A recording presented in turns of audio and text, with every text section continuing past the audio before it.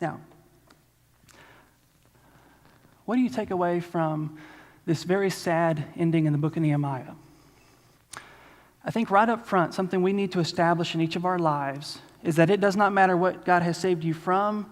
It doesn't matter how much God has done in you or for you or around you, regardless of how bad you were and what God did in your life, regardless of who you are, every single one of us has the potential to drift right back into the same mess God saved us from. Every one of us. Now, you may say, Wes, I'm the exception. You don't know what my life was like. You don't know how bad I was. You don't know what God saved me from. I'll never go back. I'm all the way in. I'm never going to stop doing what I'm doing. And if you believe that, you believe you're the exception, you're naive. Okay? Everyone, regardless of who you are, regardless of how much God has done in or for or around you, everyone has the potential to drift spiritually. Even me, preachers, church leaders. Doesn't matter how old you are, doesn't matter how young you are, doesn't matter how serious you are, doesn't matter how magical that God moment was, every one of us can drift. Now you may think, Wes, but I have theological roots. My theological roots go to the center of the earth. I have so much knowledge. I've been to seminary. I've been to Bible college. I've read the Bible 15,000 times. That's a lot of times. But it doesn't matter how knowledgeable you are. Every single one of us have the potential to drift spiritually. And your theology has nothing to do with it.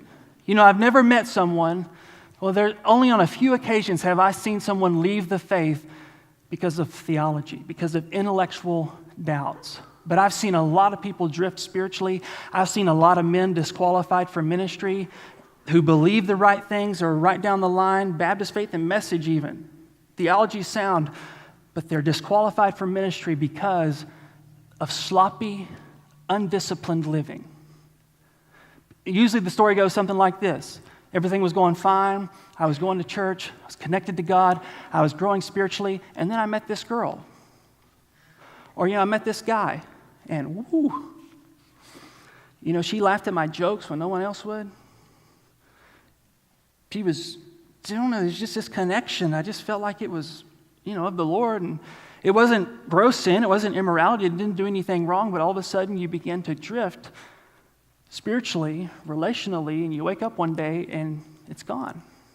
The gains, the spiritual victory is gone. Or some of us financially, it was easy to be obedient to the Lord when you didn't have very much money, but all of a sudden you got a raise, and all of a sudden you got this big cash inflow. And you thought to yourself, what, I deserve it.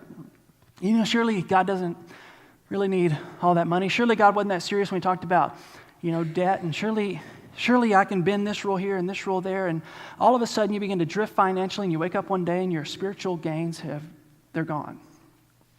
And usually what follows that is this idea where you're no longer engaged in the life of the church. You've got that extra house and that new bass boat, and hey, you can worship God on the lake after all. And all of a sudden you wake up one day and it's been months since you've been with other brothers and sisters in Christ, and you didn't do it intentionally, and it wasn't mean-spirited, and it wasn't as if you got mad and left, and you believe all the same things. I could probably call you on the phone and ask you, do you believe in the deity of Jesus Christ? Do you believe in the incarnation? Do you believe in the resurrection of Jesus from the dead? And you'd say, yes, yes, yes.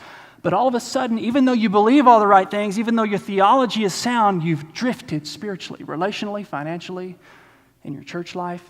People don't drift because of the lack of theology. People drift because of sloppy, undisciplined living, because there was no standard, because there was no leadership in their life. Every single one of us can drift. Now let me ask you, are you drifting spiritually? Are you drifting in this area of your relationships? Is there a relationship in your life that you would say, what, God won't bless that? God's not going to bless that marriage. If this thing follows through to the end, I know I'm having fun right now, but if we got married, I know God wouldn't bless it. Or financially, making decisions with your money that God wouldn't bless, and you've removed yourself from underneath the umbrella of God's blessing. Or with your church life, maybe this is the first time you've been in church in years. And it wasn't intentional, but you say, what, I'm drifting. And if you would say, Wes, I'm drifting, my goal in this sermon is not to say, you bad people, stop drifting. What can we do? What kind of things can we weave into our life so that the drift stops? And I want you to notice two things.